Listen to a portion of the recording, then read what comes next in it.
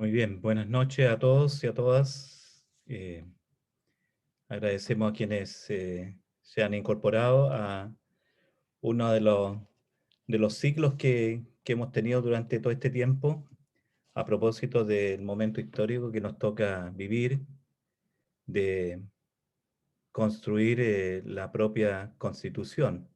Y eso ya lo hemos ido preparando con Diego, que estaba por ahí también, que nos ha ido ayudando en lo histórico, que nos ha ido ayudando también a entender lo que es una constitución, y en fin, y que nos ha ido preparando entonces para lo que hoy día vamos a profundizar con dos que van a tener la responsabilidad de construir la nueva constitución, que como nos decía Diego y como lo sabemos ya, por primera vez nos toca hacerla eh, desde el propio pueblo, desde los elegidos. Así que en eso queremos agradecer a Benito que ha querido aceptarnos la invitación de poder venir a contarnos un poquito lo que él ha vivido y lo que él va a exponer. Todos conocemos a Benito. Benito tiene una trayectoria ligada a la fe, ligada a la iglesia, y que también tiene esa mirada que nos ayuda a construir lo que todos anhelamos y queremos, una vida mucho más equitativa para todos, y ojalá no pudiéramos ver pobres, pero eh, es allí donde está el desafío permanente. Así que le quiero agradecer en primer lugar a Benito esta participación, y también a Daniel, que está por ahí. No lo tengo aquí en la pantalla la primera, pero sí lo vi por ahí, Daniel, que también tiene, según entiendo, que él también está muy ligado a lo que es la fe cristiana católica. Así que también agradecemos este espacio que él nos otorga para poder dialogar en torno a esta constitución que vamos a empezar a mirar y a construir para los próximos 30 o 40 años, no sé lo que va a durar. Nos va a ayudar también en la moderación Jorge, así que eh, ojalá que tengamos este espacio que nos ilumine y que también nos ayude a hacernos cada vez más responsables de lo que cada uno tiene que aportar para esta constitución nueva que nos va a regir. Así que muchas gracias y bienvenidos a todos. Muchas gracias, Padre Julio. Le damos entonces la bienvenida a todos y en especial a Benito Baranda y a Daniel Stingo, que, que van a acompañarnos en esta noche de trabajo, de reflexión y fundamentalmente de diálogo, porque queremos eso, queremos conversar y queremos poder saber más de cómo se hace esto, esta constitución nueva.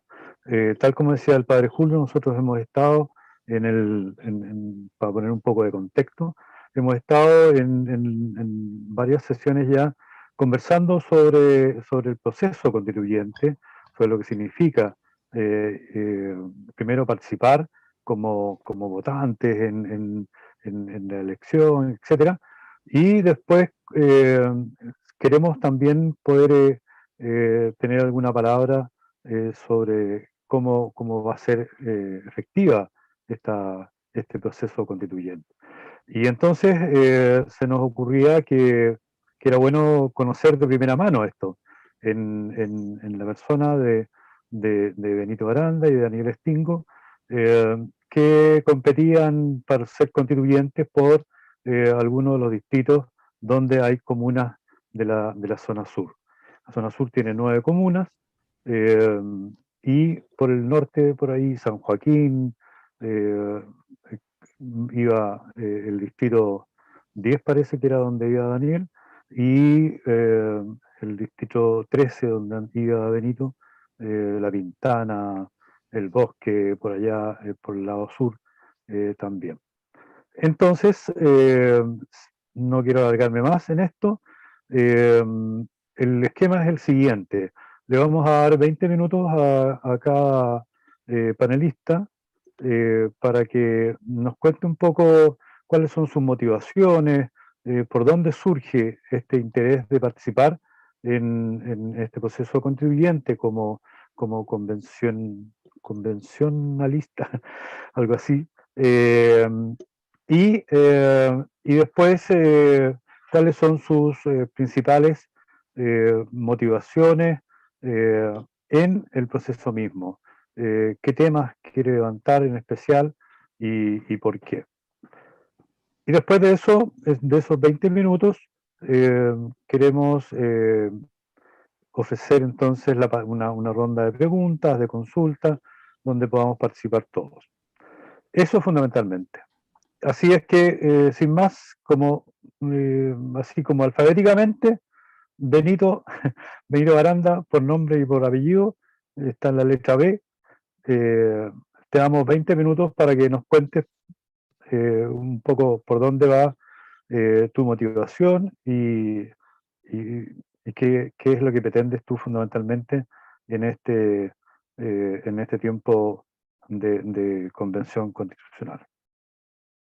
Bueno, primero le agradezco a la Vicaría Sur, Jorge, y agradezco a Daniel también que estemos juntos en esto, al padre Julio, veo al padre Fernando, bueno, y muchos rostros aquí cuando van pasando las páginas de muchas mujeres y hombres que nos conocemos hace tiempo, ¿no es cierto?, en este caminar. Así que le agradezco esta oportunidad. Hemos tenido algunas de estas oportunidades. Con la Iglesia ha sido muy, muy gratificante poder conversarlo con mayor detención y profundidad. Así que es una buena instancia para Daniel y para mí el poder hablarlo. Bueno, varias y varios de ustedes me conocen. Yo no tenía mucha escapatoria de no participar activamente en este proceso, porque he sido parte, ¿no es cierto?, de muchas de las movilizaciones o quejas acerca de cómo estaban viviendo las personas más excluidas en el país y de los sufrimientos que había. Entonces, a veces estaba más en la palestra discutiendo alguna política o peleando para que se cambiara alguna política, y había una barrera tremenda cada vez que se llegaba a buscar cambiar esa política en la Constitución. Y se decía, no, ese no es rol del Estado, ese no, hasta aquí podemos llegar. No es función, no tenemos recursos. Entonces uno veía que el país crecía, que había abundancia de recursos, y además, bueno, algunos de ustedes saben, yo trabajo en lo que hoy día, ¿no es cierto?, se ha bautizado como Plaza Dignidad, y en los últimos 10 o 15 años, cuando a mí me preguntan cuándo partió este proceso constituyente, yo digo, el proceso constituyente partió hace mucho tiempo, unos 10 o 15 años atrás, o 20 años. Después de pasar la ilusión del retorno de la democracia, comenzaron las grandes manifestaciones en lo que llamaban Plaza Italia, Baquedano o Plaza Dignidad hoy día. Y eran muchas manifestaciones. Uno salía en la tarde, en algunas nos sumábamos en la oficina. Hubo una muy grande, ¿no es cierto?, que algunos de ustedes recordarán, que fue esa del 18 de agosto del año 2011, que llovía muy fuerte y estaban todos los estudiantes universitarios debajo de paraguas. Nos tocó caminar desde la Plaza de Dignidad, lo que era la Plaza Baquedano, hasta el centro, y fue tremendo, quedamos empapados. Y por primera vez un grupo de estudiantes se tomaba el Campo Oriente, y antes de irme a la misa del Padre Hurtado en el santuario, me pidieron si podía pasar a reflexionar con ellos acerca de los cambios que requería Chile. Y pasé con ellos, estaban empapados, mojados al lado de una estufa en el salón grande donde se hacen los matrimonios en el Campo Oriente donde yo comencé a estudiar con mi esposa, con Lorena, comenzamos a estudiar allí. Entonces, el proceso constituyente en sí partió hace mucho tiempo. Las personas hace mucho tiempo estaban pidiendo, a lo mejor sin verbalizarlo de esa manera, un cambio en el pacto social, en la manera en que nos tratamos entre nosotros, un cambio en las relaciones. Hay gente que dice, no, en las encuestas no aparecía la Constitución. No hay que ser tan literal. La Constitución pone límites, ¿no es cierto?, entrega garantías, ¿no es cierto?, libertad, y también pone límites a esa garantía de libertades del tipo de relaciones que se establecen en un país. Y la manera en que se habían construido las relaciones en el último tiempo bajo el alero de esa Constitución bueno, habían exacerbado profundamente el individualismo en Chile y habían roto nuestras comunidades. Y esto ustedes lo pueden identificar en casi todos los territorios. Nuestro territorio, si bien una parte es de la Vicaría de la Zona Sur, ustedes saben, quedó dividido, ¿no es cierto? Y otra parte es de la diócesis de San Bernardo. Y cuando llegamos acá, nuestras parroquias todavía tenían mucha vida comunitaria y había mucha actividad comunitaria. Y esa actividad comenzó a desaparecer y se fueron debilitando fuertemente. En lo que me corresponde a mí, yo quedé en la diócesis de San Bernardo, ¿no es cierto? No puedo hablar por el otro espacio, pero igual se debilitó mucho, mucho. Pero sí puedo hablar porque al lado de nosotros hay un sector que se llama El Castillo, donde hay 10 escuelas, 10 centros educacionales. 3 de esos centros educacionales son católicos, católicos declarados, 4 porque uno es femenino y masculino, y controlan más de la mitad de la matrícula del sector El Castillo, que son 100.000 alumnos. Pero casi no trabajan en conjunto, no se juntan, y son católicos, y no trabajan en conjunto. O sea, lo comunitario, o sea, el mirarme a mí mismo, el hacer mi propio proyecto, el no vincularme con otros, el no establecer relaciones, también atravesó nuestras organizaciones, ¿ya? Y cuando trabajamos fuertemente por el apruebo, un grupo grande de organizaciones, y por la Convención Constituyente, bueno, nos fuimos dando cuenta que ese grupo grande de organizaciones también queríamos participar en la construcción de la Constitución.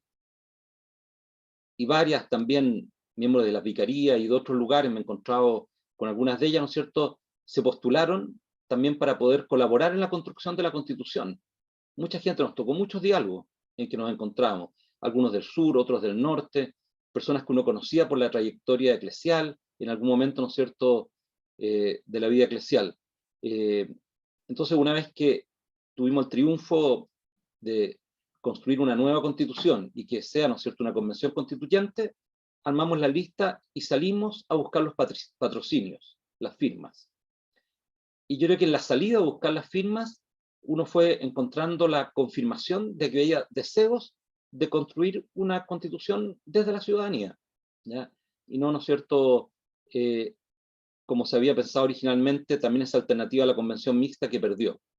Y allí, bueno, y ahí surgió la candidatura, armamos una lista muy buena aquí en el distrito 12, Jorge, el nuestro, y fue una lista espectacular. Si ustedes revisan, las personas que estaban en esa lista son personas muy espectaculares. De hecho, la persona que encabeza, que no quedó, pero obtuvo una buena votación, pero por el tema de la paridad al final no quedó, y quedó otro hombre de la lista, ella Soledad Cisterna, que es una abogada ciega que ha trabajado históricamente en la defensa de los derechos de las personas que tienen discapacidad y de las personas mayores y de los niños, niñas y adolescentes. De hecho, ha sido relatora en la Naciones Unidas y recibió el Premio de Derechos Humanos. ¿Cómo que me gustaría a mí que funcionara la Convención Constituyente? Bueno, lo que hemos estado hablando, y nos ha tocado participar con Daniel en varias de estas largas reuniones que hemos tenido, ¿no es cierto?, de nuestros propios grupos. Yo vengo saliendo una de mi propio grupo, pero también con otras y otros. Nos gustaría que la convención estuviese muy abierta a la ciudadanía, y que encontráramos los mecanismos para que esa apertura a la ciudadanía no sea, ¿no es cierto?, solo poesía, sino que sea incidente, que efectivamente la ciudadanía vea que lo que está trabajando afuera responsablemente para aportarlo a la convención, llega a la convención, y se vea la trazabilidad de eso. O sea, que efectivamente veamos que se vaya trabajando en torno a lo que la misma ciudadanía nos ha ido planteando durante todos estos años, y para eso, ¿no es cierto?, uno de los aspectos más importantes de esta convención, como ustedes lo han escuchado, ¿no es cierto?, que va a ir dentro del reglamento, es la participación. Es muy cortito el tiempo, entonces hay que organizarlo muy bien para que esa participación, que ya existió en muchos casos, y más de algunos de ustedes han participado, ¿no es cierto?, efectivamente llegue a la convención. Y que ojalá la convención tenga la posibilidad, si la pandemia nos va dejando el espacio, de trasladarnos para sesionar en distintos territorios. Muchas de las personas elegidas han hablado de las regiones. Yo digo, sí, efectivamente las regiones, pero también nuestros territorios. ¿Por qué la convención, cuando trata, por ejemplo, los derechos sociales y económicos, no va a sesionar a lo mejor aquí en La Pintana, en el Teatro Municipal, o no va a sesionar en otra comuna popular de Santiago, muchas de las comunas populares de Santiago se sienten, al igual que muchas de las regiones, olvidadas por el centro. Y varios de ustedes trabajan en esas comunas y saben que muchas de esas comunas hay una sensación de que la presencia del Estado es escasa, de que el Estado como que los abandonó en algunos de esos territorios. Entonces me gustaría que funcionara también en territorios distintos y que funcionara, ¿no es cierto?, con comisiones que se trasladaran también a los territorios para que la ciudadanía pudiese escuchar lo que se está tratando dentro de la convención. Los que fuimos escogidos, las que fueron escogidas, somos personas que se nos asigna una tarea a partir de este domingo. No tenemos un cargo ejecutivo, no es un cargo parlamentario, no es un cargo del Poder Judicial, es una tarea. Y una tarea que son 9 meses o máximo 12 meses. Y a esa tarea nos tenemos que abocar, ¿ya? Hay personas que a lo mejor después tienen ambiciones políticas, pueden, ¿no es cierto?, hacer carrera política. Bienvenido sea si renuevan la política. Y creo que es muy importante. Pero vemos varios que lo que queremos es abocarnos exclusivamente a esta tarea, ¿ya? Y dejar parte importante de nuestra vida en esta tarea, para que efectivamente lo que quede el día de mañana, cuando miren otros niños, niñas, adolescentes, miren para atrás y digan, qué bueno que estas personas se abocaron responsables, sabias y amorosamente a esta tarea. Las propuestas más importantes, si alguno de ustedes me escuchó, surgen desde el territorio. Por supuesto, tengo coincidencia en el movimiento que participo, que se llama Independientes No Neutrales. Consideramos que la dignidad del ser humano tiene que ser respetada a todo el arco de la vida, no solamente en el momento de nacer. Y eso tiene que desprenderse, ¿no es cierto?, en derechos que efectivamente después, ¿no es cierto?, sean garantizados. Pero hay uno de esos derechos que hoy día no está en la Constitución y que yo he peleado hace mucho tiempo, que es el derecho a que tú vivas en una vivienda incluida dentro de la ciudad, que no te tiran a vivir a la periferia. Ya seguramente Fernando conoce bien una de las villas más hacinadas de la zona sur de Santiago, que se llama Santo Tomás, que es la mayor densidad poblacional que tenemos en Chile en 1 metro cuadrado. E inclusive dentro de muchas de esas viviendas de 37, 38 metros cuadrados, hay 3 o 4 familias viviendo. Entonces, cuando yo digo y enuncio, ¿no es cierto?, que quiero que la base, el núcleo de la familia, digo, pero es mentira, porque en la política después yo destruyo la familia. Tengo que buscar la manera de asegurar ese derecho, de dejarlo escrito, enunciado, ¿no es cierto?, en la Constitución, de una manera que lo podamos progresivamente ir garantizando. Lo segundo es que debemos trabajar fuertemente para que de una vez por todas se reconozcan los pueblos originarios de nuestro país, los primeros pueblos de nuestro país. Y eso no es contra los otros pueblos que llegaron después, como mi abuelo o muchos que a lo mejor de los familiares de ustedes, o algunas de las personas que vienen de otros países, que están acá presentes, y que han hecho de Chile su patria.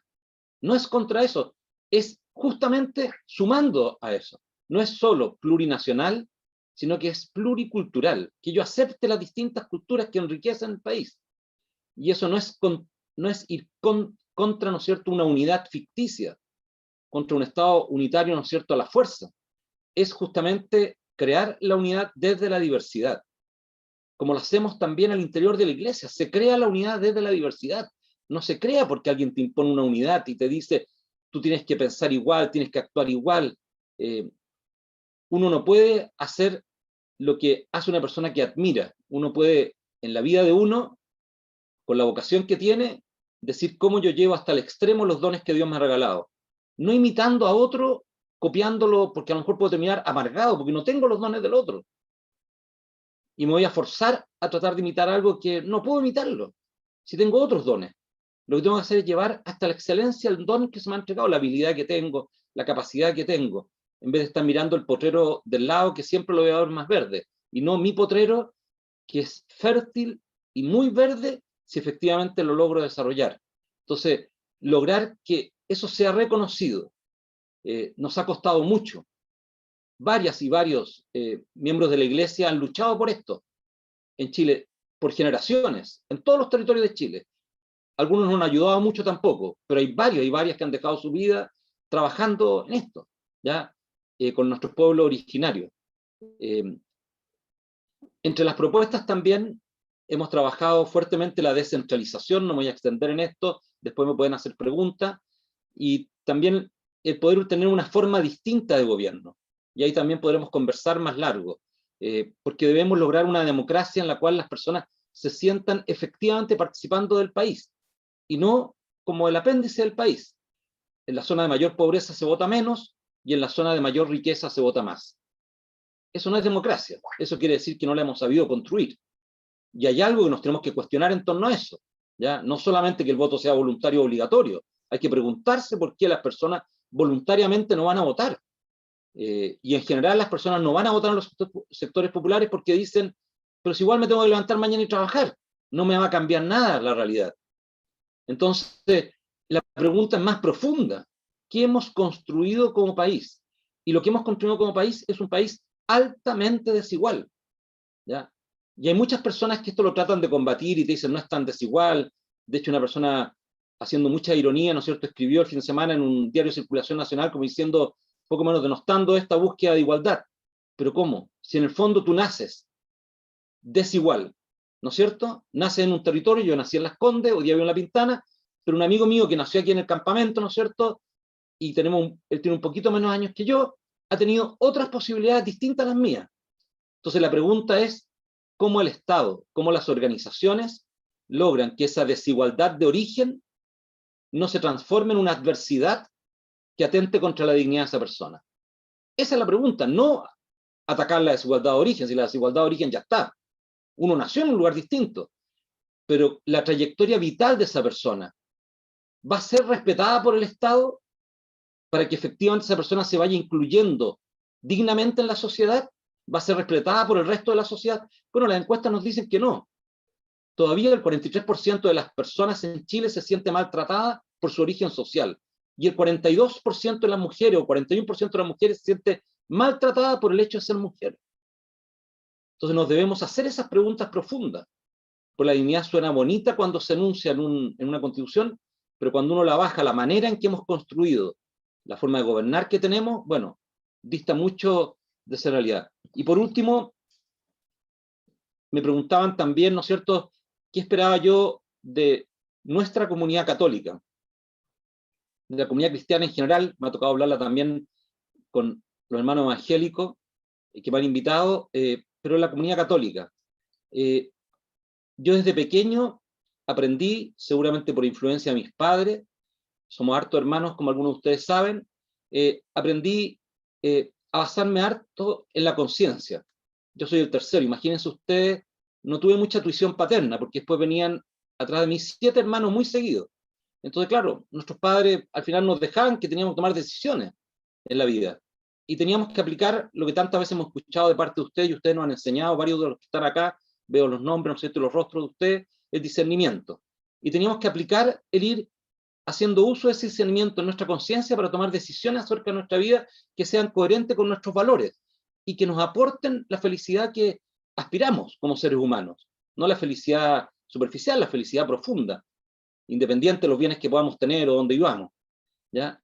Y yo lo que espero es que la comunidad católica nos ayude en ese discernimiento, no se movilice por pérdidas de poder, de privilegio, de bienes, que es lo que me ha tocado, ¿no es cierto?, en muchos de los Zoom que he tenido con personas de comunidades católicas de otros sectores sociales, especialmente los sectores más pudientes, ¿no es cierto?, que lo ven como una amenaza a la libertad. Y yo, pero ¿cuál es la amenaza a la libertad? Si tú exacerbas la libertad individual, es contra el bien colectivo. Y tú tienes que lograr un adecuado equilibrio entre el bien colectivo y la libertad individual. Cuando tú logras ese adecuado equilibrio, restringes libertades, por supuesto que las restringes. Yo no puedo hacer mi necesidad en la mitad de la calle, me restringen libertades. No puedo caminar contra, o sea, no puedo manejar contra el tránsito, me restringen libertades. Me ponen un semáforo, me restringen libertades. Yo no puedo, ¿no es cierto?, golpear a las personas en la calle, me restringen libertades. Entonces, la conciencia general de nosotros, yo creo que tiene que hacer un profundo discernimiento de qué es lo bueno para Chile que tenemos que construir ahora. Y eso, lo más probable, que va a quitar, no sé, no me gusta usar la palabra privilegios, pero bueno, hay que buscar una palabra que sea más certera en eso. Va a quitar espacios de poder, espacios de influencia, va a quitar, ¿no es cierto?, posiciones que las personas la asocian a libertad y después se saltan rápidamente a libertad religiosa. Yo les digo, ¿cuál es la libertad religiosa? Vuelve a leer el Evangelio, vuelve a leer la doctrina social de la Iglesia. ¿Cuál es la libertad religiosa? O sea, si tú no te comprometes y modificas la realidad cuando ves tanta injusticia que perduran en el tiempo, bueno, esas personas no viven en libertad. Ese 90%, ese 85%, 80% no vive en libertad. Y tú vives una supuesta libertad a costa de la privación de libertad de otros. Entonces yo espero que esa reflexión profunda la pueda aportar la reflexión de la Iglesia en todos los sectores. Y por último, yo creo que la construcción del nuevo Chile, tan importante como lo que va a ocurrir en la escritura de la Constitución, donde vamos a estar con Daniel, ¿no es cierto? Y esperamos con mucha gente, ¿no es cierto?, acompañando este proceso, va a ser cómo después, como lo han dicho los abogados, y Daniel a lo mejor lo puede profundizar, eso se transforma en leyes, en normas, en instituciones. O sea, el proceso posterior a la aprobación de la Constitución va a ser un trabajo tremendo de las nuevas generaciones. Por eso es tan importante qué Parlamento va a acompañar la implementación de esta Constitución, qué autoridades la van a acompañar, si efectivamente esta Constitución va a llegar a ser, ¿no es cierto?, norma y va a llegar a ser después algo que estemos viviendo en nosotros. Y ese, bueno, además de ser un cambio legal, termina siendo también un cambio cultural. Y termino poniéndole el ejemplo de la vivienda. ¿Qué más cambio cultural cuando tú haces una política de inclusión social con la vivienda, que en todos los barrios estén todas las personas, de todas las personas? Eso causa, ¿no es cierto?, tensión. Lo han visto ustedes en el sector oriente de Santiago. Causa tensión. Siendo que cuando uno es pequeño nos criamos al lado de campamentos, los del Barrio Alto. Campamentos que están hoy día aquí en La Pintana desde hace, no sé, 30, 40 años, ¿no es cierto?, que los trajeron para acá. Y la tensión era mucho menor en ese entonces de lo que hoy día, ¿ya? Y como dice la sociología, mientras más excluyes, más inseguridad tienes en las sociedades. Eso es, pues muchas gracias.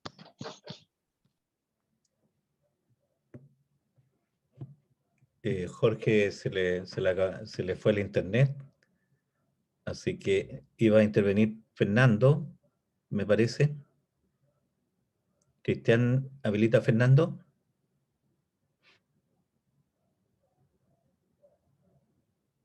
Fernando. Ahí. Sí. Oye, gracias Benito, un gusto de verte, como siempre. Y después vamos a hacer las preguntas, pero ahora quisiéramos dar el paso a Daniel para que nos haga su exposición. Daniel, ¿estás por ahí?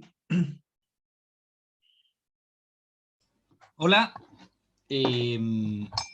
bueno, yo soy Daniel Stingo,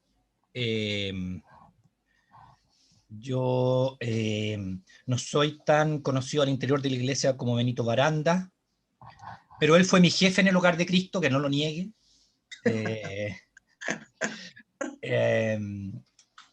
Yo tengo vida religiosa, no religiosa, tengo vida en la iglesia. Yo trabajé en la universidad, en la vicaría pastoral universitaria. Conocí a mi señora y estuve en la CBX, que son las comunidades de vida cristiana, la CBX de los jesuitas. Me casé por la iglesia, bauticé a mis hijos. Bueno, ahora una de mis hijas dice que es agnóstica y el otro todavía lo mantengo como católico. Pero no soy tan cumplidor de las normas de la iglesia, pero yo me considero, y una de las cosas extrañas es que yo siempre digo que soy católico, apostólico y romano. Pese a todo. Quería aclarar eso un poquito para que vieran que sí tengo cercanía de alguna u otra forma con la Iglesia Católica. Pero mi cercanía se hizo a través del movimiento de la CDX y, bueno, también estuve en la Vicaría Pastoral Universitaria un tiempo. Si alguien me pregunta por qué yo me metí a esto de ser constituyente, entre otras razones me metí porque soy católico. Mi formación religiosa, mi formación de católico, nace en el colegio donde yo estaba, el San Juan Evangelista, que tenía una labor muy fuerte en la parte solidaria. No solamente era la parte religiosa, digamos, de oración, sino que también mucha acción solidaria, muchísima. Entonces, yo desde chiquitito me formé pensando y sintiendo que si uno era católico, era una persona que se preocupaba por los pobres todos los días. Y así fue, por eso empecé a trabajar al Hogar de Cristo, ¿cierto? Varios años. Estuve en otras fundaciones, etcétera, porque yo siento y he sentido toda mi vida, y puedo estar equivocado, que el católico es católico y cree en Dios, pero también porque piensa en el hermano, ¿cierto? El que lo pasa mal, y por lo tanto esa es nuestra pega también. O sea, el reino de Dios está en el cielo, pero también se construye por nosotros los católicos en la tierra. Ese es mi pensamiento, digamos. Y para construir el reino de Dios en la tierra hay que hacer cosas. Entonces yo tengo algunas diferencias, por ejemplo, con el Opus Dei. No quiero pelar, ni mucho menos, no se preocupe. Pero tengo diferencias en la forma de ver, ¿no?, la religiosidad y la catolicidad. Porque creo que es con las pies en el barro, ¿no? Las patas en el barro, el ser católico. Esa es mi opción. Entonces yo entré a esto de la Asamblea Constituyente, de la Convención Constitucional, porque soy católico. Quizás si no lo fuera no me habría metido, porque me habría seguido en mi oficina como abogado, ganando sus lucas, ¿cierto? Pasándolo bien, tratando de ir a Europa, que vive mi hermano. Pero no, la vocación mía viene de quien soy desde chico como católico. Y eso, ahora, yo estoy en un movimiento izquierda, estoy en el Frente Amplio, y eso a algunos a ellos como que les suena raro. Y yo tengo que estar dando explicaciones allá también. Bueno, eso es una especie de preámbulo. Quiero decir que algunos me preguntan, o me han preguntado, o dentro de la pregunta general que nos hicieron, es, bueno, yo el 25 de noviembre, no, el 15 de noviembre de 2019, cuando salió el acuerdo por la paz que se llamó y por la nueva constitución, yo dije a mí mismo, ojo, tenemos la gran oportunidad de cambiar este país. ¿Por qué?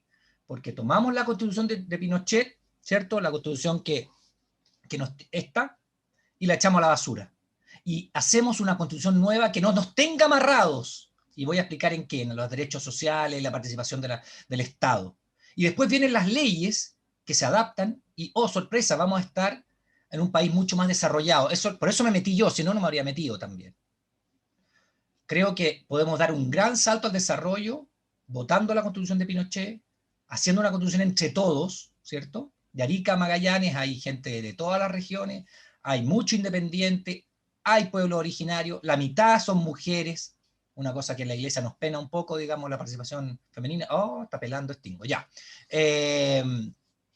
Bueno, y en ese sentido, lo que yo siento en esto es que me dije, yo aquí tengo que apoyar fuertemente el apruebo. Y empecé a dar charlas. Y también le di charla de hecho, la primera charla que di, la di en una comunidad religiosa con el cura que me llamó y me dijo, ¿puede venir? Incluso lo hicimos en la iglesia, digamos, en el salón parroquial. Ni siquiera el salón parroquial, en la propia... fue la primera, y después di varias también a católicos, pero di muchas por Chile, di más de 100 en charlas presenciales y otras 100 y tanto por Zoom cuando llegó la pandemia. Y lo que yo intentaba era llamar a la gente y decirle, mire, tenemos la gran oportunidad de hacer una constitución entre todos, va a ser así, ya está, estas son las normas, la ley del 21.200 que nos dio esta oportunidad, bla, bla, bla. Y en ese tratar de que la gente se informara y se entusiasmara con este cambio constitucional, porque en el fondo lo que decía Benito antes, ¿no? La gente se levantó el 18 y 19 de octubre de 2019, pero eso tenía que transformarse en algo, no podía ser solamente una explosión de gente reclamando, eso tenía que hacerse palpable, hacerse carne en algo, y la Constitución era la forma de hacer los cambios primero y después las leyes. Entonces me puse entusiastamente a dar muchas charlas, mi señora me reclamaba, decía, bueno, pero trabaja un poquito porque aquí comemos, los niños tienen la mala educación, la mala costumbre de comer, de ir al colegio, así que también trabaja un poquito. Y después, bueno, di tantas charlas que la gente me dijo, ¿por qué usted no va como constituyente? Y yo le decía, no, mira, participar en el proceso, y al final me insistieron, me llamaron de partidos políticos, bla, bla, bla, bla, y al final dije, ya. Pero no estoy en la zona sur de Santiago, mi distrito es el distrito 8, y el distrito 8 es de la zona norte de Santiago. Pero puedo participar con usted ahora, si quieren corto y me voy, porque no soy de la zona sur. No. Yo fui por Maipú, Estación Central, Quilicura, Pudahuel, Lampa, Colina, Tiltil. y Cerrillos. Ese es el distrito 8 donde yo salí constituyente. Y bueno, entonces me postulé a ser constituyente por ese distrito y salí, tuve una buena votación, gracias a Dios, y me fue bien, y ahora soy constituyente con Benito de los 155, digamos.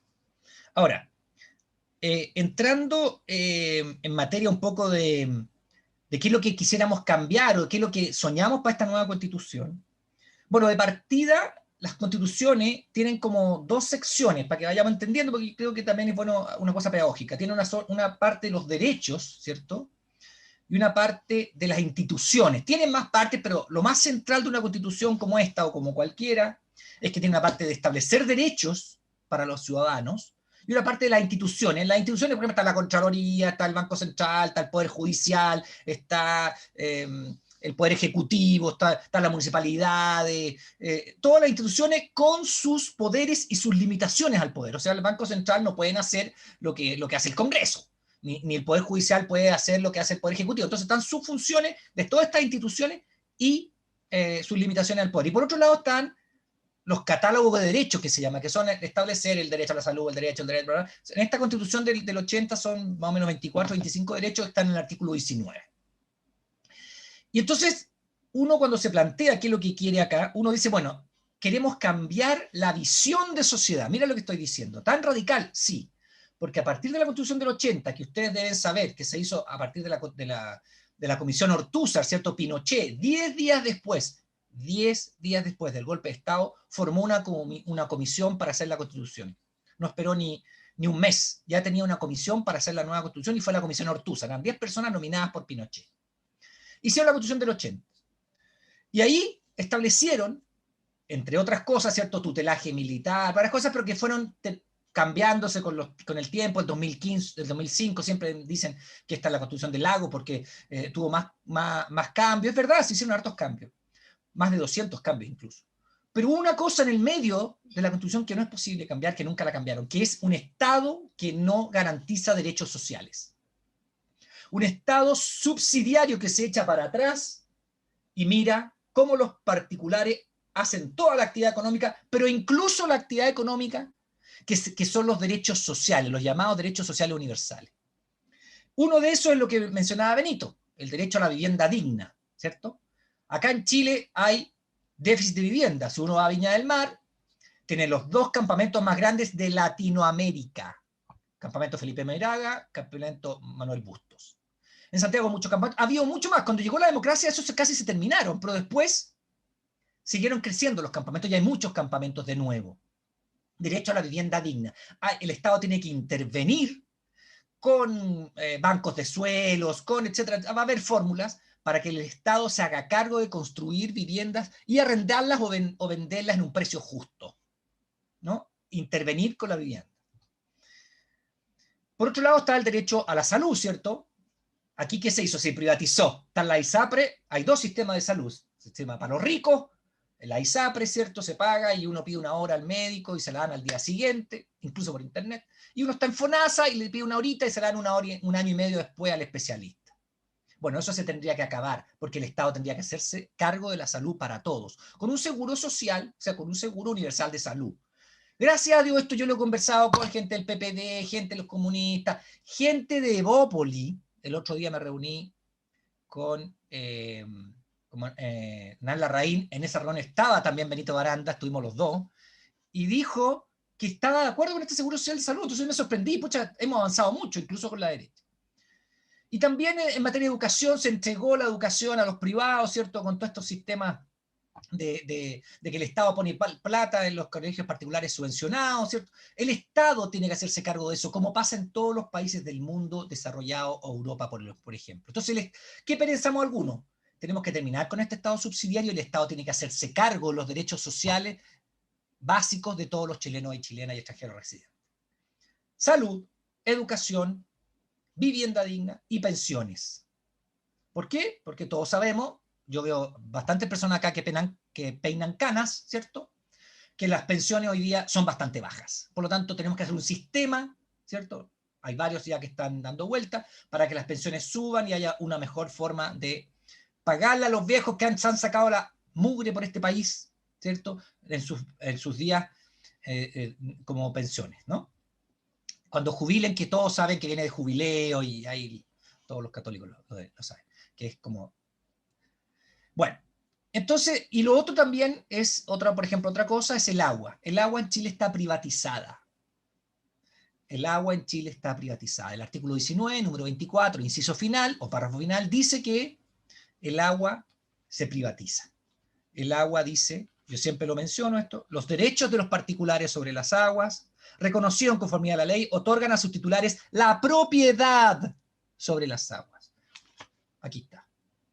El agua es de unos pocos. Entonces pasa que hay sectores en que, por ejemplo, en Petorca, están los paltos lindos ahí, todos regaditos, los paltos lindos, lindos. Y al otro lado, al señor criancero serán muertos los animales. Porque ese señor tiene derechos de agua que le entregó el Estado gratuitamente o los compró después, y este criancero nunca pidió derechos de agua porque en Chile había agua y se le murieron los animales. Y hay muchas familias en Chile que abren la llave y no hay agua. Y eso tenemos que cambiarlo, y el agua tiene que ser un bien nacional de uso público con uso primordial y el uso domiciliario, el uso de las personas. Es una de las cosas que queremos cambiar en la parte de derechos, ¿no? Y después, en otra parte, tenemos que cambiar, por ejemplo, el hiperpresidencialismo. Yo creo que hemos probado que el excesivo presidencialismo que tiene este presidente, no todos los presidentes es demasiado. El Congreso tiene que tener un cierto equilibrio, vamos a conversar eso. No puede ser que el presidente pueda vetar leyes y pueda tenerla... siempre cuando hay, por ejemplo, platas que son estatales, solamente la iniciativa la puede tener el presidente, ¿cierto? Las urgencias de una ley las pone el presidente y no el Congreso. Hay varias cosas que hay que cambiar y conversar para ver qué tipo de gobierno queremos. Si queremos un parlamento, o sea, una cámara o dos cámaras, porque básicamente las dos cámaras es lo mismo. Lo que pasa es que para llegar al Senado uno tiene que tener 35 años, y bajo puede estar en la Cámara de Diputados, pero hacen básicamente lo mismo. Entonces uno se pregunta, ¿por qué tenemos dos? Hay que también conversar. Lo que decía Benito, la desconcentración y la regionalización efectiva. En Chile las regiones se han quejado eternamente, pero como el poder está acá, en Santiago y sus 4 cuadras alrededor, que se sigan quejando las regiones. Bueno, ahora no va a ser así. Vamos a intentar que efectivamente las regiones tengan cierta autonomía, manejo de sus finanzas, manejo de sus proyectos, manejo de sus programas. Y el primer paso fue la elección de gobernadores, que es muy bueno, porque es como yo siempre digo, es como un presidente pequeñito de la región, que entonces van a ser representadas por alguien que es de la propia región, con sus propios votos, y no por el intendente regional que representa al presidente, y si no le gusta al presidente lo cambia. Y concuerdo con Benito también en la plurinacionalidad, digamos, tenemos pueblos ancestrales acá que hay que darles la categoría de más que solamente el reconocimiento de derechos. Ellos van a pedir, y yo lo encuentro que tienen razón, ciertas cosas. Por ejemplo, su manera de mirar la propiedad es distinta a la nuestra. Ellos no ven la propiedad privada como la vemos nosotros, la ven como colectiva. Bueno, tendremos que respetarle eso. Si requieren cierta policía interna de ellos, también vamos a tener que conversar qué quieren ese pueblo, o el pueblo aymara, o el Quehuáscar, etcétera, respecto de sus propias formas de funcionamiento para algunas cosas, ¿no? Seguiremos siendo un Estado unitario y no federal como Argentina, Brasil, México o Estados Unidos, pero sí hay que darle cierta autonomía a ciertas regiones. Tenemos una democracia paritaria. ¿Qué quise decir con eso?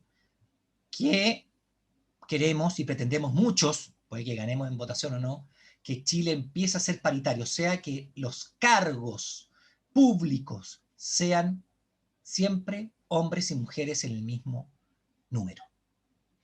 En la Corte Suprema, en las Cortes de Apelaciones, en los tribunales, en las empresas del Estado, los directores, en los ministerios, etcétera, etcétera. Creemos que tiene que ser una democracia paritaria. Las mujeres han sido demasiado ninguneadas por demasiado tiempo, tomar el rol, y tal y como hicimos con esta convención constitucional, que a todo el mundo lo sorprendió porque es la primera en el mundo que es una convención paritaria y son 50% mujeres, 50% hombres, queremos que eso también entre al país en su conjunto.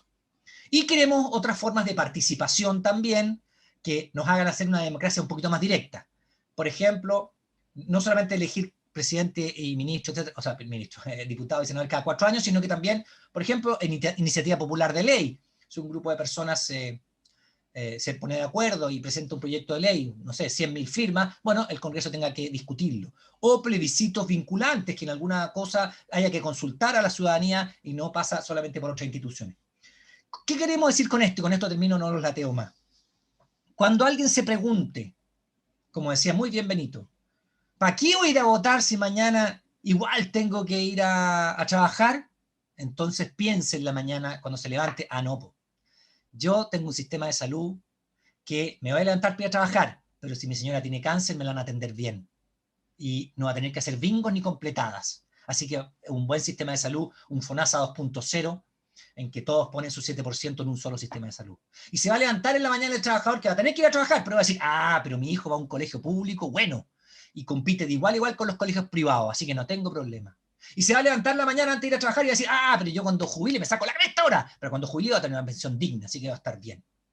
Ese tipo de cosas son las que uno se pregunta, y yo siempre digo esta frase también, porque Benito me la robó, que el trabajador siempre dice, ¿para qué voy a votar mañana si igual tengo que ir a trabajar? ¿Para quién voy a ir a votar si mañana? Bueno, cambia cuando un trabajador dice, te puedo ir a votar, pero tengo agua, tengo salud de calidad, tengo educación, mis hijos, ¿cierto? Gratuita y de calidad, voy a tener una jubilación digna, tengo esta casita que pude comprar con mi esfuerzo y no con los precios siderales que ponen los bancos. Muchas gracias a los dos por esta primera parte. Hacer una constitución aparece como una cuestión sumamente grande. Tiene muchas cosas: trabajo, salud, previsión,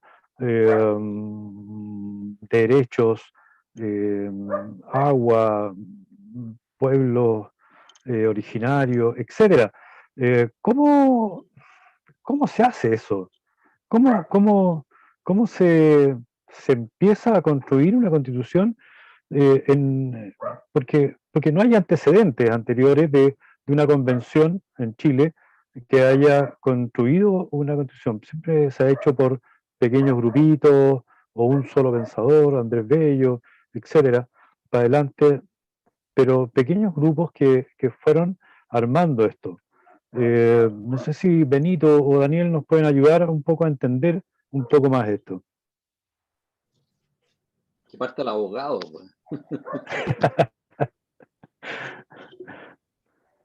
Sí, a ver, tiene razón que en general en Chile la Constitución de 1833 la hizo la élite de la época a partir del problema que hubo con Portales, ¿cierto? Siempre hemos tenido constituciones a partir de problemas cívicos, Portales, la del 25 después, con lo que pasó con Alessandri, el golpe bueno, y para qué decir el 80, un tremendo golpe de Estado, digamos. Pero las constituciones tienen cierta orgánica, digamos, la tienen.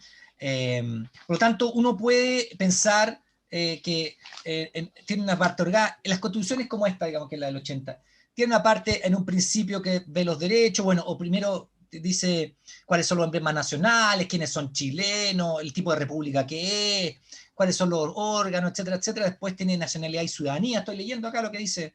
Después tienen los derechos que les mencionaba yo, y después viene cómo se muestra o cómo se establecen las instituciones del Estado. Ahora, ojo, la Constitución de Estados Unidos, ¿cuántos artículos tiene? ¿12? ¿14? La Constitución de Estados Unidos es una constitución minimalista, muy chiquitita.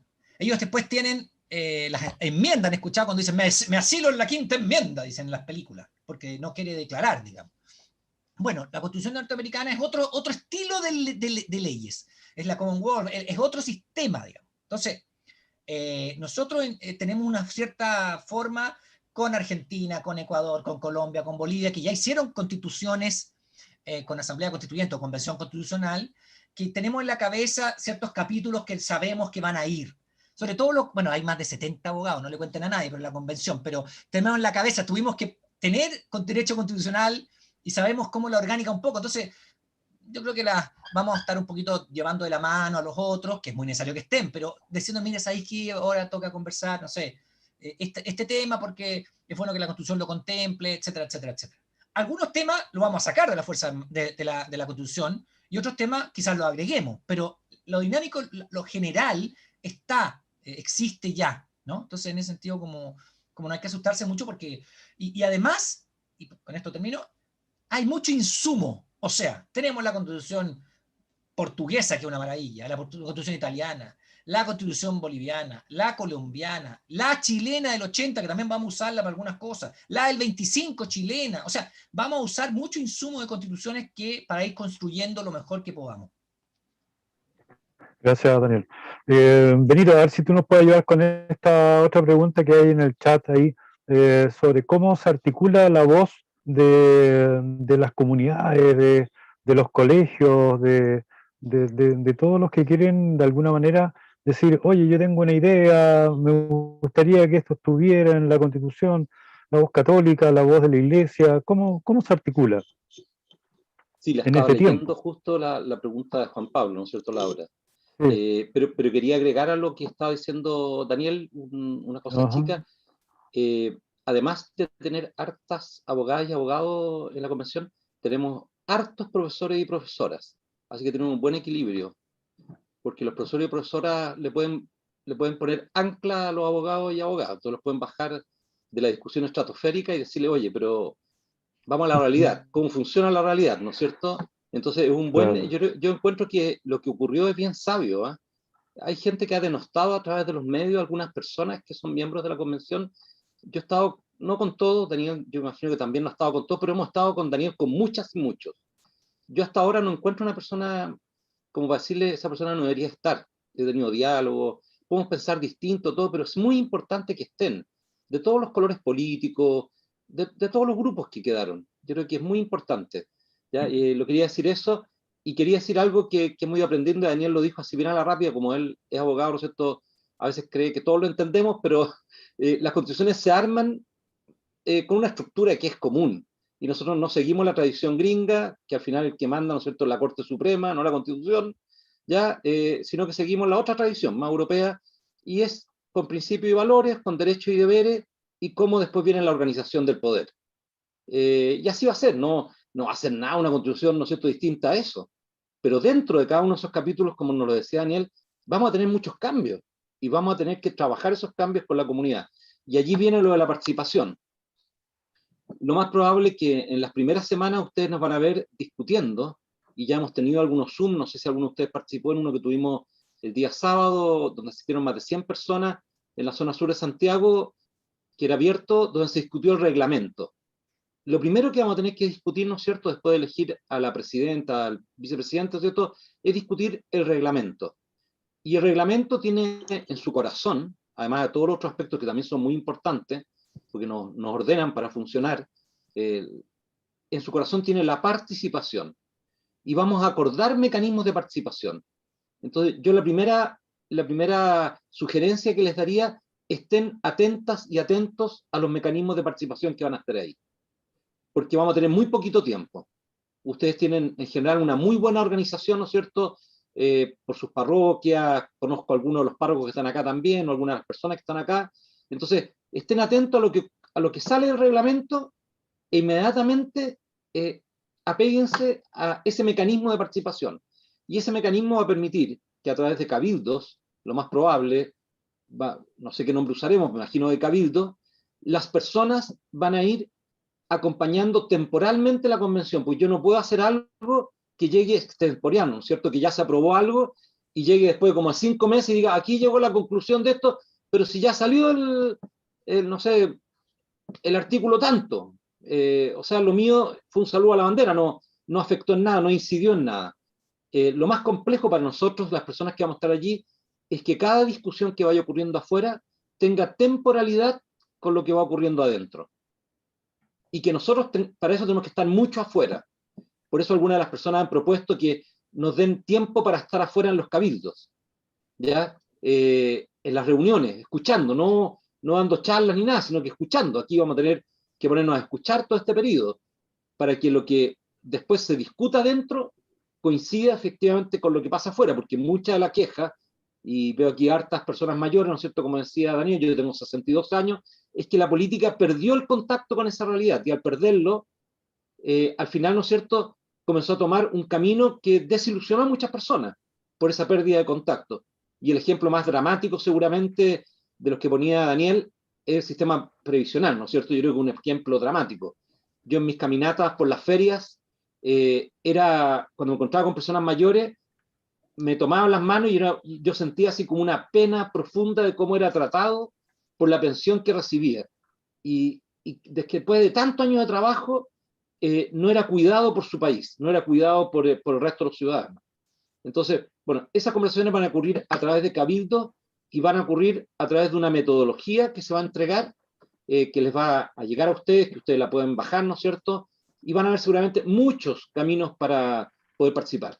Ese es un camino. Para todo, ¿no es cierto?, lo que nos dice Juan Pablo allí es muy importante. Yo he estado ya, no sé, en varios Zoom con los madrugadores, pues ese grupo grande que se junta a distintos lugares, que muchos son de la zona sur, ¿no es cierto? Bueno, me invitan a conversar, ¿ya? Y ellos se plegan también muchas veces a las cosas que organizamos. Lo segundo es que va a ser labor, y yo es lo que he pedido, no, cada vez que puedo hablar públicamente con los colegios, los liceos, la escuela, es que este segundo semestre y todo el primer semestre del próximo año se deberían abocar principalmente, por lo menos, 1 hora a la semana a revisar lo que está ocurriendo en la convención. Este es el momento más importante de educación cívica que va a tener Chile en toda su historia. No va a haber otro momento más importante. A lo mejor lo va a haber mucho más adelante, pero nunca habíamos tenido un momento así. No existe ningún momento en la historia de Chile. No existe. Entonces, en nuestros establecimientos educacionales deberían estar trabajando lo que va ocurriendo dentro de la convención. Hay textos bonitos, la Biblioteca Nacional tiene un texto precioso de constituciones que puede servir también para niños y niñas más pequeños, pero en la enseñanza media debería haber una discusión. Por ejemplo, los profesores de historia, yo les decía el otro día a un grupo de ellos y de ellas que me junté, tengan la constitución al lado de las que nombraba a lo mejor Daniel, tengan la portuguesa, ¿no es cierto?, la española, tengan la boliviana, no sé, tengan la colombiana, y van comparando lo que va haciendo Chile. ¿Se fijan? Y eso es historia de lo que va ocurriendo. Y tú aprendes historia y dices, mira, esta salió el 90, esta salió, no sé, el 78, y tú te vas vinculando y vas entendiendo que la historia no se labra solo con las guerras, se labra también con la paz, con los acuerdos que logramos entre nosotros. Así se va labrando una historia que reconoce la dignidad del ser humano, que no la destruye ni la somete. Entonces, lo segundo es que la estructura escolar, sobre todo, lo vaya haciendo. Y ojalá las parroquias, nuestras parroquias, nos vayan acompañando también con reflexiones de lo que se va discutiendo. Cuando se discuta, por ejemplo, en principios y valores, la dignidad humana, bueno, ¿qué significa la dignidad humana? ¿Qué significa que la respetemos todo el arco de la vida? ¿Ya? Y en eso, ¿no es cierto?, la Iglesia tiene un patrimonio, tiene una historia de trabajo, de reflexión y de oración muy importante. Bueno, y lo último, como lo dije el otro día a una comunidad que me invitó a conversar, estaba muy asustada con esto, de religiosas, ¿no es cierto?, que están en claustro, le dije, no tengan miedo, porque se asustaban como que iban a venir los comunistas y se iba a acabar el país con esto que venía, ¿ya? Un poco asustada ella, y yo le dije, bueno, entonces hagan oración, pues, ¿ya? Hagan oración, o sea, abóquense todo este tiempo a hacer mucha oración, ¿ya? Y le recordé el texto que leímos hace poquitos días, ¿no es cierto?, cuando estás en medio de la tormenta y el Señor está durmiendo arriba de la barca, le dice, ¿pero por qué se asustan?, le dice. O sea, yo creo que no es el momento de asustarnos, al contrario, es el momento de establecer vínculos con nosotros humildemente. Nosotros no le queremos imponer nada a nadie. Las personas adhieren a la fe voluntariamente. Los que estamos acá, nadie nos puso una pistola en la cabeza para decirnos, tienes que creer en Jesucristo, tienes que ser parte de la Iglesia Católica. Entonces, la oración nos va a tener que acompañar todo este proceso. Y eso es extremadamente importante. Y de la oración, bueno, surge la reflexión, surge el análisis de la realidad, el discernimiento, ¿no es cierto? Y también me cuestiona cómo yo vivo, cómo yo me vinculo con los demás. Que yo creo que ahí, yo soy de formación psicólogo y sociólogo, yo creo que ahí va a estar el juego de lo que va a ocurrir después. Cómo vamos a relacionarnos entre nosotros dignamente, y no de manera piramidal como nos hemos relacionado hasta ahora. Ok, gracias, Benito. Daniel, no sé si te nos puedes ayudar. Hay varias preguntas que hablan sobre cómo se articulan todas estas necesidades, estos temas que se ha hablado mucho, de esta sensación de que la Constitución tiene que arreglar muchos de los problemas de convivencia que tenemos a diario con el poder judicial, con la educación digna para todos, etcétera, con la salud, con la previsión. ¿Cómo ves tú ahí, cómo se articula eso y cómo una constitución puede darle gusto a todos en el fondo? ¿O no va a pasar eso? Sí, no va a pasar eso. La Constitución yo siempre lo hago como una especie de paraguas, ¿no? Donde están las normas más generales, no son normas específicas. A veces la gente te pregunta y dice, oye, vamos a poner, no, sabe que eso está en el Código del Trabajo.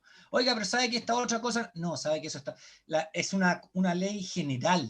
Yo les decía que regula las instituciones estatales, establece derechos, pero no se mete en minucias, porque si no tendríamos una constitución de mil artículos.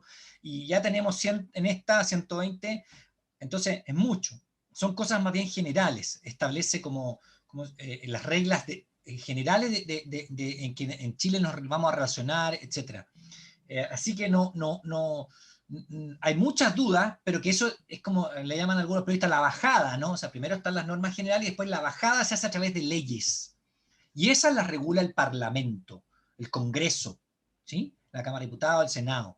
Pero esto establece más bien normas generales de convivencia, normas generales de las instituciones del Estado, cómo funcionan, cuáles son sus límites, ¿cierto?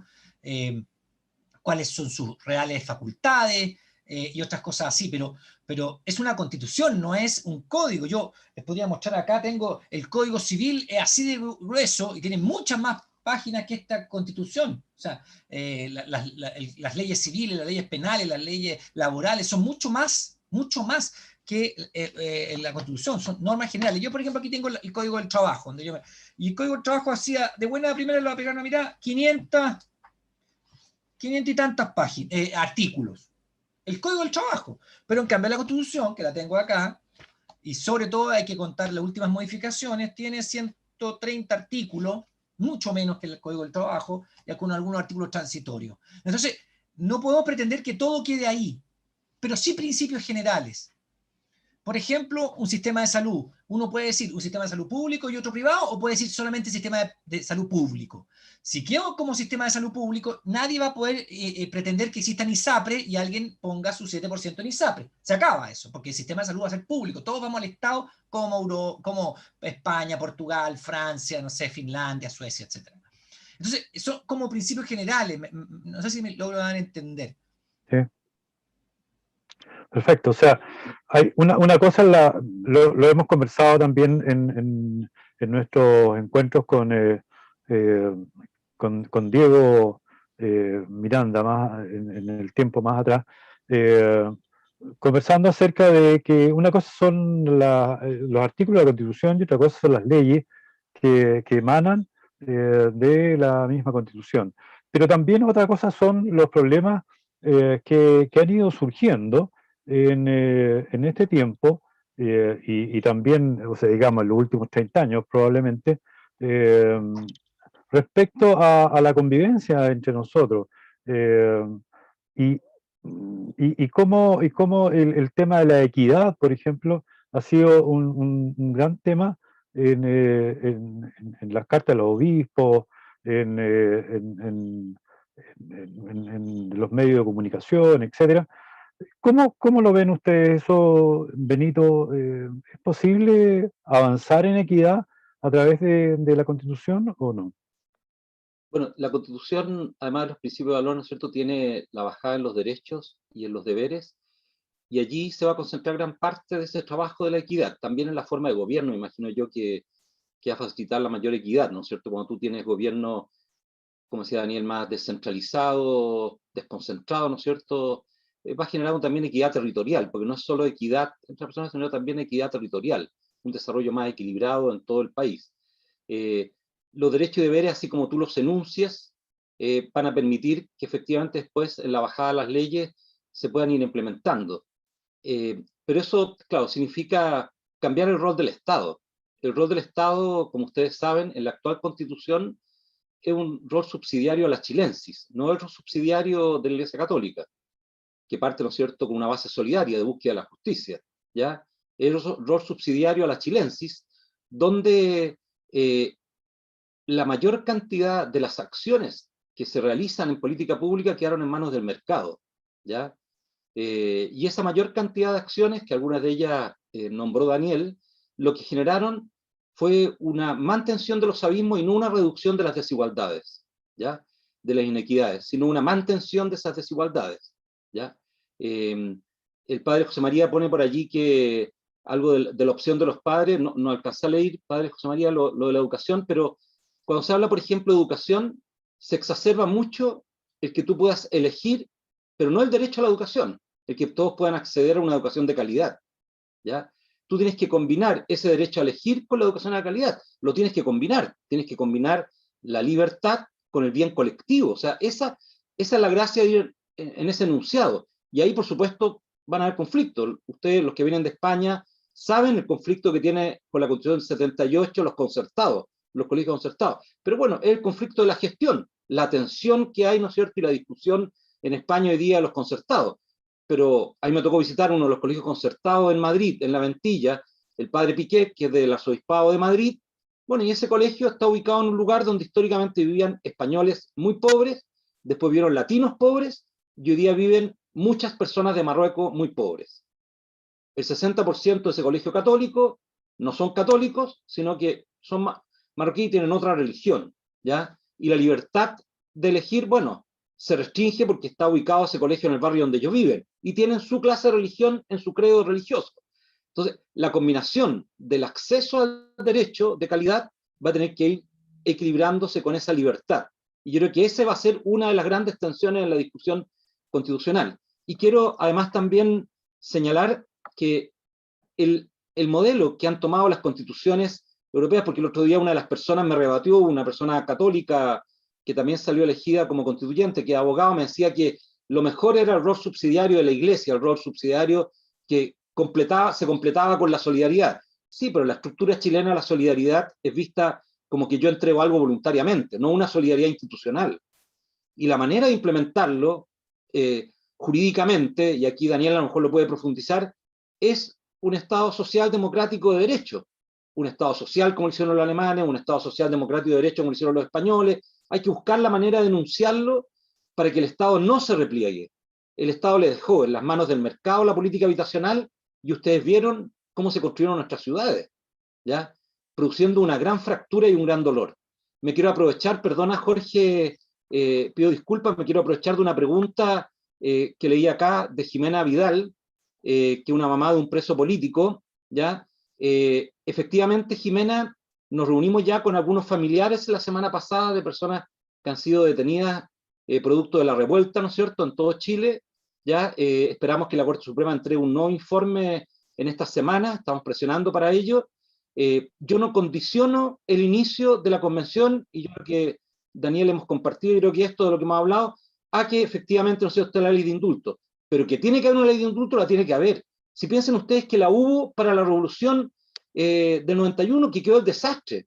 No sé si alguno de ustedes cuando leía el texto de un veterano de 3 guerras, ¿no es cierto?, salía cómo al presidente Balmaceda, por supuesto, se suicidó, quemaron casas en Santiago y le quemaron la casa a su hermano en Angol, la casa del senador, que era el hermano, o sea, la venganza política. Entonces, tú tienes que lograr, después de un conflicto grande social, una manera de solo. Piensen ustedes, y perdonen que me alargue, Jorge, que les quede el desastre entre la casa de ustedes con un hijo que consume droga, no sé, que se descontrola, y consume producto de que ustedes no le entregaron afecto, y le hace pedazo la casa. ¿Que ustedes quieren pegarle un balazo en la cabeza o que lo metan preso toda la vida? ¿O quieren que efectivamente ese hijo se pueda reincluir y uno trabajar con el afecto, respetando su derecho y diciéndole, ¿sabes qué más? Esas cosas que se destruyeron, sí, nos duelen mucho, pero mucho más me duele tu vida. Muchos de ustedes me escucharon decir algo que por supuesto no fue después bien interpretado en los medios de comunicación. Y yo dije algo acerca de las iglesias. Y me llamó un amigo mío, no sé si está presente hoy día, sacerdote, y me dijo, Benito, sonó muy fuerte esa frase. Sí, pero yo dije, mientras se queman iglesias, piensen en la cantidad de vidas de niños y jóvenes en nuestro país que se han quemado en nuestras poblaciones producto de la droga. Piensen ustedes, ¿cuál es la iglesia? ¿Es el templo de ladrillo que está ahí, de vidrio, a lo mejor por muy antiguo que sea? ¿Cuántas iglesias en Europa hoy día dejaron de ser iglesias y son bares, son, no sé, son hasta discotecas? O sea, ¿qué tiene que ver? Si no teníamos templo en el principio. ¿ya? Si la iglesia está conformada por seres humanos, y esos seres humanos lo están pasando muy mal en muchos territorios, eso no es contra un templo, es poner el centro donde corresponde. Me duele que con una iglesia, pero me duele mucho más que la vida de niños y jóvenes se esté perdiendo en el país. Y eso lo tenemos que resolver como país. Y esto no es una pelea entre los rojos, los amarillos, es una pelea de dignidad humana. Esas personas tienen que volver a la vida cotidiana. Si no hubiese sido por muchas de esas personas, no estaríamos hoy día en una convención. Si no se hubiesen atemorizado el mundo político, no estaríamos en una convención. Porque esto les produjo temor, los asustó mucho. Yo estuve en La Moneda 3 días después de que esto haya ocurrido y estaba con 4 cordones policiales, como nunca me había ocurrido en mi vida, abandonado el centro de Santiago, lleno de policías. Allá, y había muchísimo temor. Entonces, el temor que provocó tomar conciencia de que llevaba muchos años postergando algo que había provocado una profunda herida en Chile. Perdonen que me alarguen esto porque yo creo que es una oportunidad de contárselo a ustedes como personas de las comunidades católicas, que esto lo tenemos que entender con profundidad, no puede ser superficial con los medios de comunicación, porque si no lo entendemos con profundidad, no lo vamos a resolver, y esta herida la vamos a arrastrar por mucho tiempo con nosotros, y va a ser una herida que no vamos a lograr enfrentarla. Esos niños y jóvenes que destruyeron el metro, que quemaron un montón de lugares, algo ocurre en sus vidas que lo están realizando. Algo ocurre en su historia, en su trayectoria humana. Entonces, en vez de castigarlos y acusarlos tanto, busquemos resolver por qué llegamos a esta situación en Chile. ¿Cuáles son las razones? Y se me dice que yo justifico la violencia. No, lo que hago es comprenderla porque no quiero quedarme con los fuegos artificiales de la violencia. Me quiero quedar resolviendo las razones que llevaron a que un ser humano dañara su dignidad y dañara la dignidad de los demás. ¿Ya? Y esta es una oportunidad para resolverlo con la Constitución, pero lo tenemos que resolver por la vía política también, con una ley de amnistía. Disculpen, ¿eh? Bien, gracias, Benito. Agradecemos esa parresía, como dice el Papa también, de ese entusiasmo. Oye, una pregunta para Daniel, porque hay varias preguntas, quiero ir como agarrando varias cosas que van quedando. Está por ahí dando vuelta el tema de los migrantes. Hoy día, cada vez con más fuerza, surge esta situación. Por un lado son expulsados, por otro lado queremos que estén, que se hagan parte de nuestro país, que nos ayuden a construir.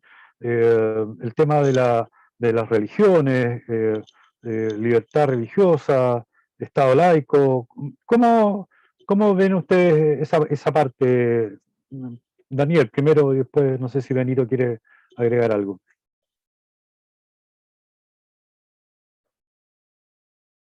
Veo muchas preguntas, yo anoté varias, voy a tratar de ser lo más sintético posible.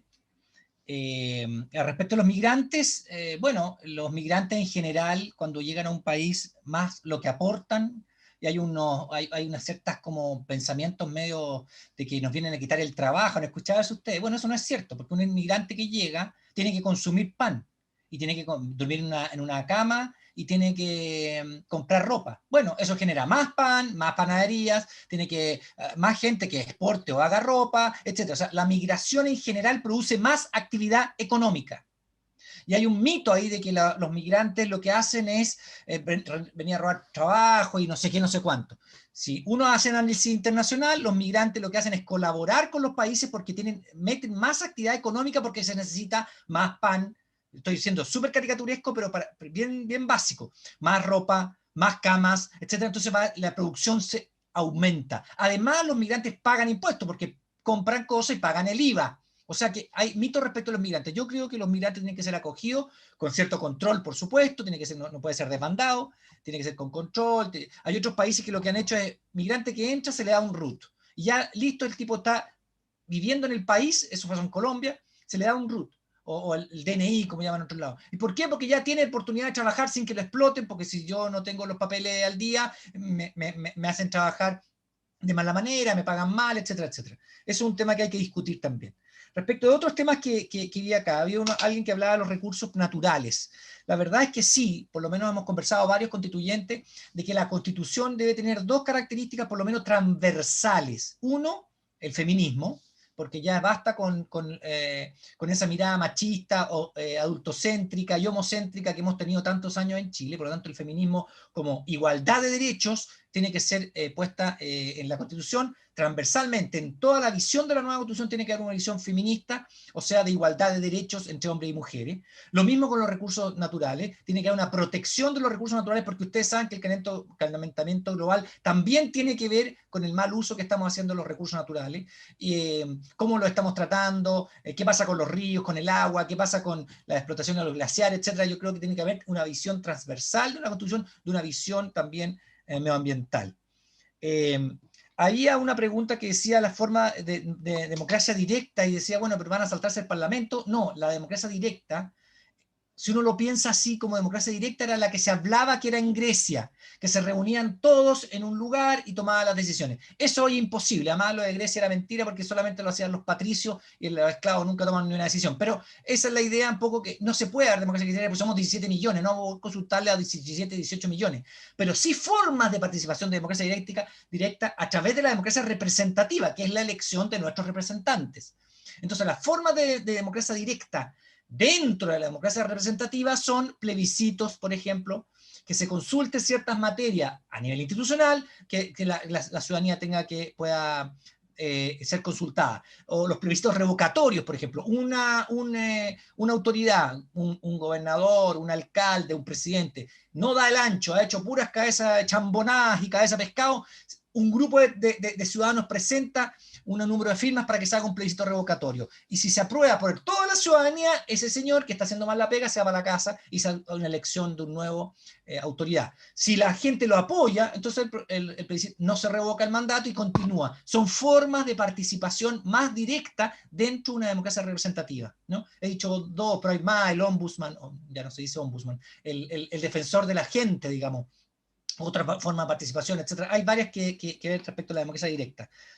Respecto de la autonomía progresiva y el derecho preferente a educar, aquí hay una gran confusión, porque hay algunos grupos que se toman el derecho de decir que ellos son los que quieren que mi hijo lo educo yo. Si las convenciones internacionales y la propia ley chilena que estaba en el Parlamento habla del derecho preferente de los padres a educar. Así que no les engañen cuando les vengan con el cuento de que van a tomar nuestros niños, se los van a dar y les van a meter mentalidad sexual y van a mezclar. Eso es mentira. Y eso también es ignorancia, porque ustedes pueden entrar al Congreso y mirar la ley, o pueden tomar los tratados internacionales respecto a eso y mirarlos, leerlos.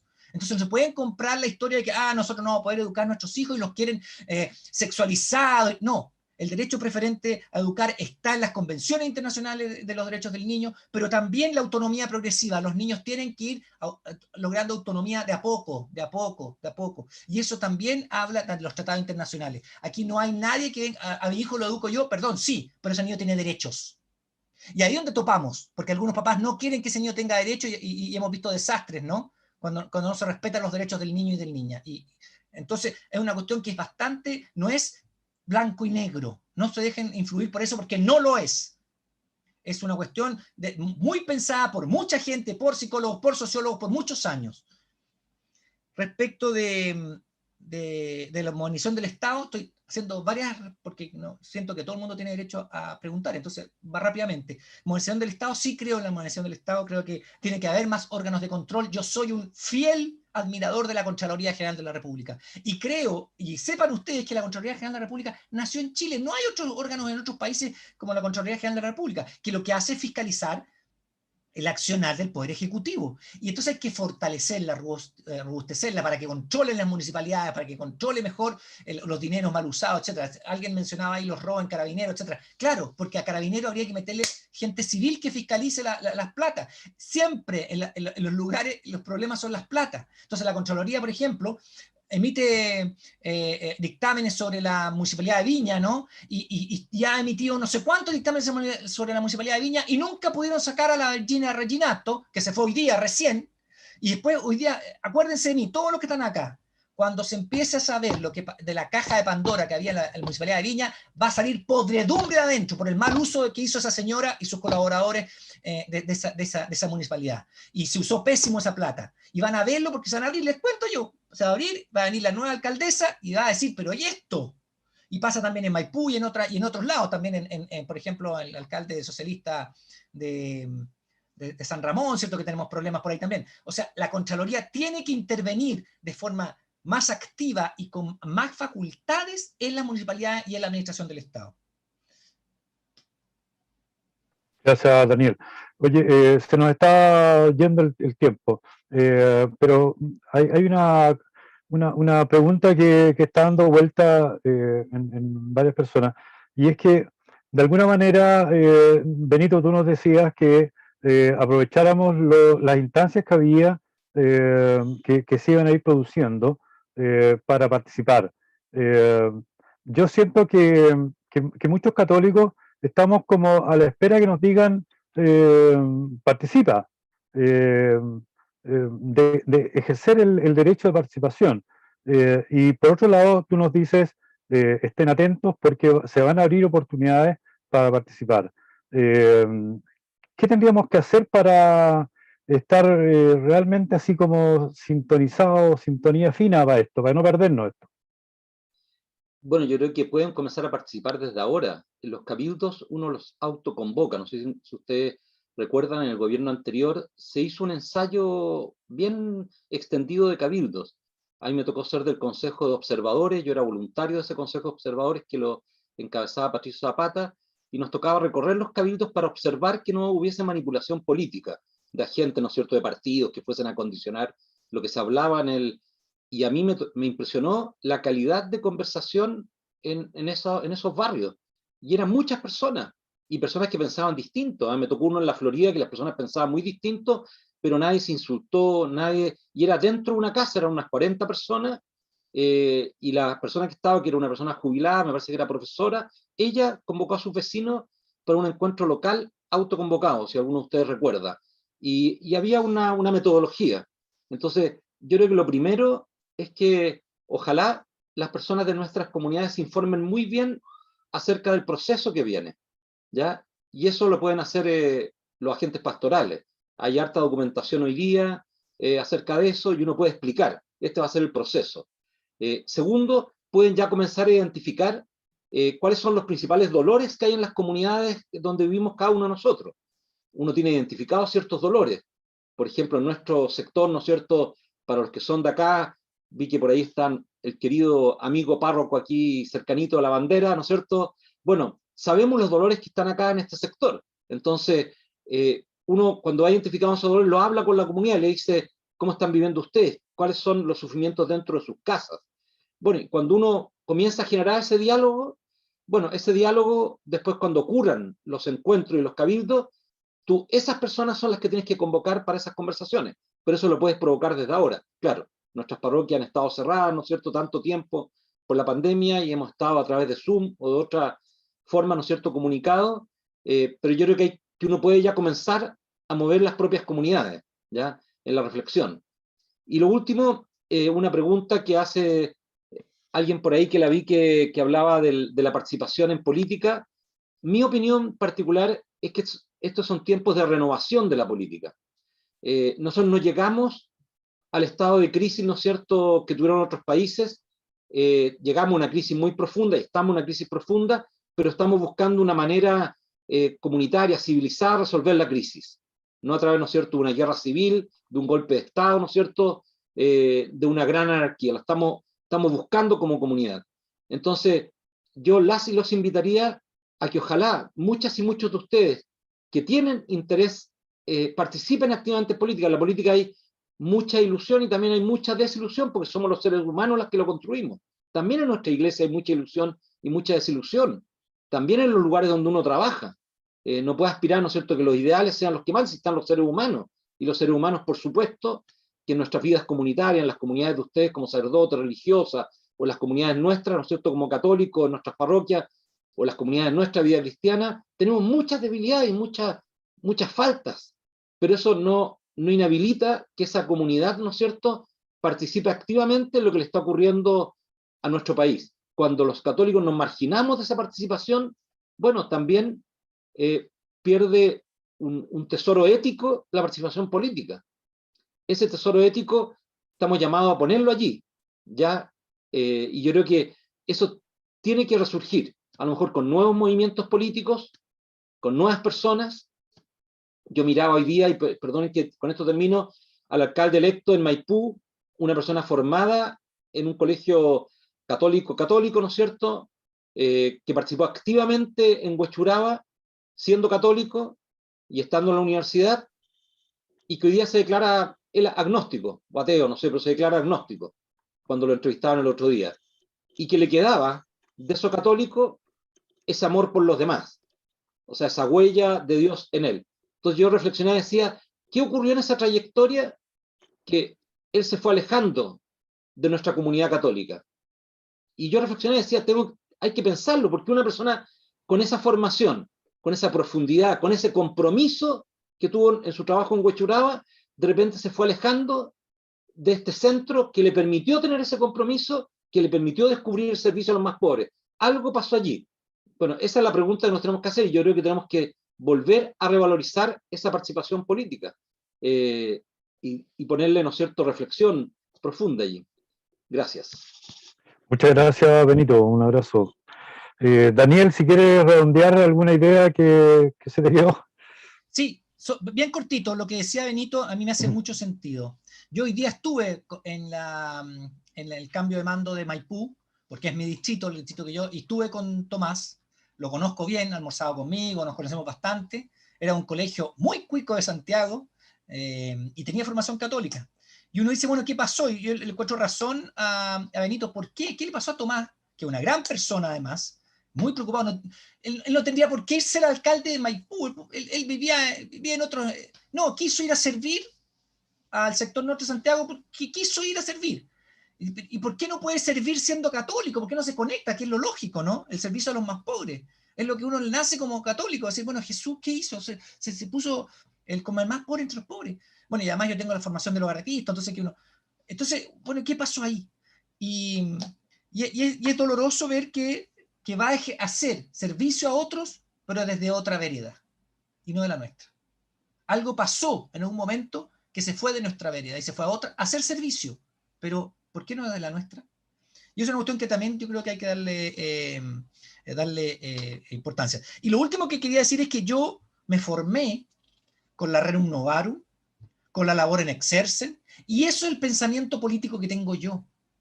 Yo fui militante demócrata cristiano, hoy día ya no, porque yo siento que la democracia cristiana se cambió, se fue del núcleo de la doctrina social de la iglesia, se derechizó. Esa es mi opinión, por supuesto, es muy opinable, porque el programa de Eduardo Frei Montalva, el programa de Radomiro Tomic, son mucho más de izquierda que el programa que tenemos nosotros como Frente Amplio, incluso que el de Jadwe, aunque les parece sorprendente.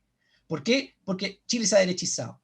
Pero yo vengo, y mi formación viene de la Rerum Novarum, de la labor en Exercen, y a mí me hablaban, y por ahí también decía que la doctrina social de la iglesia es la que a mí me formó en términos sociales, de qué es lo que es, y la dignidad humana, y el trabajo, etcétera, etcétera. Entonces tenemos mucho que decir, tenemos mucho que hacer. Tenemos el Padre Hurtado como un ejemplo que siempre está ahí. Gracias por la invitación, queridos. Gracias, Daniel.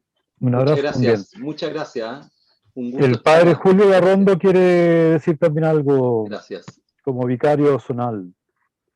Sí, bueno, en primer lugar, agradecer a Benito y Daniel por el compartir. Creo que nos ayuda a poder, lo que ya habíamos hecho como camino, ir complementándolo, ir entendiéndolo y también motivar a que realmente se pueda interesar, no dejarle la pega a otros. Nos hemos acostumbrado a dejarle la pega que otros lo hagan. Yo me preocupo de mí nomás. Yo creo que esto nos ayuda a que eh, se puedan, especialmente los laicos puedan especialmente tener una tarea activa en estar muy atentos a lo que nos invitaba Benito y Daniel a participar. y yo le agradezco este espacio que nos han dado y bueno, espero que sea también enriquecedor para todos los que han podido participar. Buenísimo. Quisiera terminar con, como somos católicos, cristianos, voy a terminar con una oración del Papa Francisco de la Fratelli Tutti, que creo que justamente ayuda a iluminar lo que hemos escuchado y compartido. Señor y Padre de la humanidad, que creaste a todos los seres humanos con la misma dignidad, infunde en nuestros corazones un espíritu de hermanos. Inspíranos un sueño de reencuentro, de diálogo, de justicia y de paz. Impúlsanos a crear sociedades más sanas y un mundo más digno, sin hambre, sin pobreza, sin violencia, sin guerras. Que nuestro corazón se abra a todos los pueblos y naciones de la tierra para reconocer el bien y la belleza que sembraste en cada uno, para estrechar lazos de unidad, de proyectos comunes, de esperanzas compartidas. Amén. Amén. Muchas gracias. A todos. Buenas noches a todos, muchas gracias. No sé Buenas si noches, Fernando, gracias. ¿quieres decir algo también? Buenas noches. No, solamente que fuera a darle las gracias a Daniel y a Benito, que nos quedemos en el equipo de gestión para algunos asuntos que tenemos que tratar. Muchas gracias a todos. Chao, Gracias. gracias. Buenas Chao, noches. Daniel. Ya, buenas Excelente. noches. Gracias. Gracias, Daniel.